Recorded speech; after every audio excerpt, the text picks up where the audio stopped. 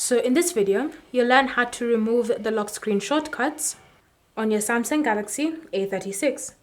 So all you need to do is access the lock screen editor, and you can do this in two ways. You can open the settings app, scroll and select lock screen and AOD, then tap on edit lock screen. And the second is by going to the lock screen directly. Then you want to wrong press on this like this. And then from here, enter in the lock screen pin, password or pattern in order for you to enter editing mode. Once you're in editing mode, you should then see the shortcuts that you currently have on your lock screen. In order for you to remove them, just start by tapping on it, then selecting no app, and you can do the same thing on the other side. Then once you've removed the lock screen shortcut, you want to tap on done to save and apply the changes. And so now whenever you glance at the lock screen, you'll notice the shortcuts are no longer there, which means that you've successfully removed them. Thank you for watching.